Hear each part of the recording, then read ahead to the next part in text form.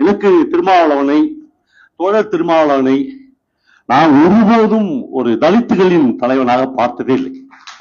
முழுக்க முழுக்க அவர் இந்த தமிழ் சமூகத்திற்கு கிடைத்திருக்கிற ஒரு அருமையான பொக்கிஷம். நண்பர்களே, திரும்ப திரும்ப அனாதையான இரவுகளில் நீங்கள் அவருடைய உரைகளை கேட்டு பாருங்கள். ஒரே ஒரு வார்த்தை கூட, இந்த வார்த்தையை நானும் மனுஷும் ஒரு அரை மணி நேரத்துக்கு முன்னால் பேசிக் கொண்டிருந்தோம்.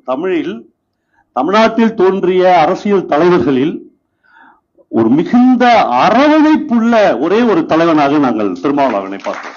அரவணைப்பு எல்லாரையும், அவருக்கு இந்த பகைமை, வெறுப்பு, காழ்ப்பு, கசப்பு என்கிற வார்த்தைகளுக்கு அப்பாற்பட்ட ஒரு தலைவனாக அவர் இருந்து கொண்டே இருக்கிறார். அது ரொம்ப அபூர்வம். எல்லாருக்கும் அந்த விஷயங்கள் கிடைத்து விடாது. நண்பர்களே, ஒரு அரசியல் தலைவரை ஒரு படைப்பாளி எப்படி பார்ப்பான், நான் அதை மட்டும் சொல்லி விடைபெற்றுக் கொள்கிறேன். நான் ஒரு பீரியட்ல கொடைக்கானலில் பேரன்பு என்கிற ஒரு படத்தில் மம்முட்டியோடு நடித்துக் கொண்டிருந்தேன். திடீர்னு அன்னைக்கு காலையில ஷூட்டிங் கேன்சல். அவர் என்ன மதியானம் சாப்பிடவா என்று கூப்பிட்டார். இல்ல சார், நான் மதுரையில ஒரு முக்கியமான நண்பரை பார்க்க வேண்டியிருக்கிறது அப்படின்னு நானும் என்னுடைய ஓட்டுநரும் மதுரைக்கு வந்தோம். கொடைக்கானலை தாண்டி மன்னவனூர் என்கிற ஊரில் அந்த ஷூட்டிங் நடந்து கொண்டிருந்தது. என்னுடைய ஓட்டுநர் அதே தம்பி தான் இப்பொழுது வந்திருக்கிறார்.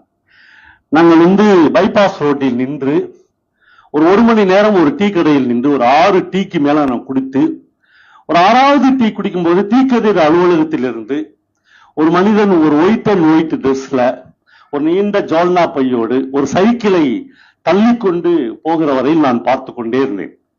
அவர் போய் தள்ளிக்கினே போனாரு, ஓட்டல மறைந்து விட்டார். ரமேஷ் போலாண்டா மறுபடியும் என்று சொன்னேன். சார், எதுக்கு வந்தீங்க, எதுக்கு போறோம் என்று கேட்டேன். ஒன்னும் இல்லை, இவரை பார்க்க தான் வந்தேன், இவரை பார்த்துட்டேன் போலாம். நீங்க போய் பேசவே இல்லையா சார்ட்ட, அவரு உங்களை பார்க்கவே இல்லையே, அது எதுக்கு என்று சொன்னேன். நான் என்னுடைய மேய்ப்பர்கள் என்கிற புத்தகத்தில் அந்த காட்சியை பதிவு செய்திருக்கிறேன். நம்ம ஒரு படைப்பாளி தனக்கு பிடித்த ஒரு அரசியல் தலைவனை தூரம் இருந்து அப்படி பார்த்தால் போதும் என்று நான் கருதுகிறேன்.